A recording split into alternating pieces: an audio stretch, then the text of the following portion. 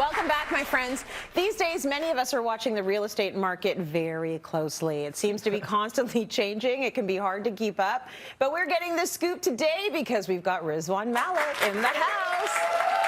This guy's got all the info. So you got the T, Rizwan, real estate prices or the real estate market. Is the whole thing slowing down in Canada? Yes, Tracy, significantly. And the biggest contributing factor to all that is our rising interest rates.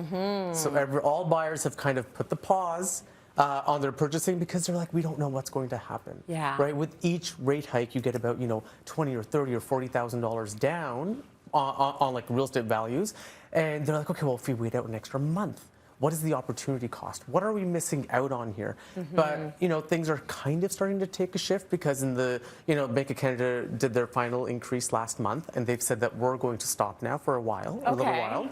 Do we know how long a while is? A few months. And until we can try and curb a bit more of this inflation, because they're just trying to, dial that back. Tweak it. Yeah. So now buyers are back out. Because they're like, we're not missing out on anything. So it's very day by day. It's very month by month. Right. So yes, values have come down. Activities come to almost a grinding halt. But we're seeing a little influx of activity over the last couple of weeks. Interesting, because even from the moment we planned this segment to now being live, like the situation has changed. Absolutely. Right? So it's changing a day to day.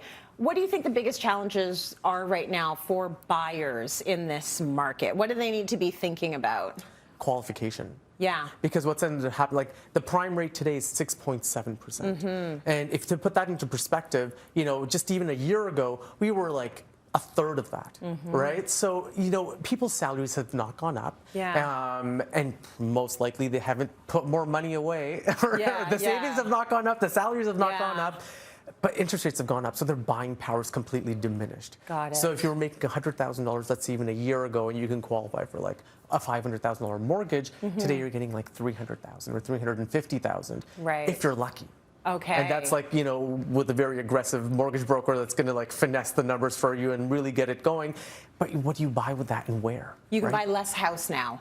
You buy no house. You can buy no house now. You get no house. Yes, unless you're like way out. I mean, there's got to be somewhere you can buy a house. Oh, for sure. But also like it's like you live downtown because you work downtown or within proximity. What's it going to be like for sellers in this year? What's the market going to look like for them, and what's going to be their challenges? So like I said, over the last 2 weeks, we've seen like a huge influx of activity where now more listings are coming out. Sellers, like even the last like 3, 4, 5 months, they were like, no one's coming to look at our homes. No one's coming to buy anything right now. Why will I put my property out today? Let it go stale, right? And it's like, it doesn't make any sense. And so now they're like, okay, activities are up, buyers are going out, buyers want to buy again. Yes, the qualification's a little difficult, but there are some wonderful buyers out there who have put their pennies away, who have saved, who have done all the right things, and they're realizing that maybe once the rates do go back down, we're going to have a frenzy again.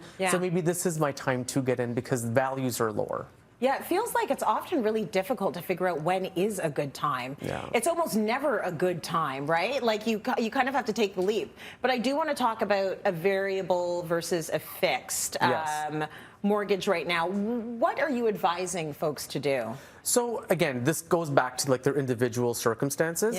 A fixed term mortgage, basically, there's no discrepancy, there's no change. So that's kind of good for people who want that security. It comes down to that. Like, very close family friends of mine right now, because of the current rate hikes, their mortgage payments have gone up $1,800 a month. Oh $1,800 a month. And they're like, we can't afford to put the kids through hockey. We can't put the kids through art class. They can't do any extracurriculars because the extra money that we had is now going to put the roof over their heads. That's right. So it's about your individual comfort, how much of a loan you're taking, what's the debt you're carrying, what your income is. So people like the stability of having like just a standardized payment, just like, it's plug and play every month. It's not going to change. Right. Whereas for the next 3 to 5 years or 3 whatever years, you 4 lock years, in 5 years, for. whatever you choose. You can even get a 1-year fixed term mortgage. Okay, got it. Okay, so you really got to look at your circumstances, your life, the way you're living, and figure that out for yourself. Stability versus the risk of being like, okay, prime, super low and now super high. Yeah, right. Exactly. Rizwan, thank you so much for all this.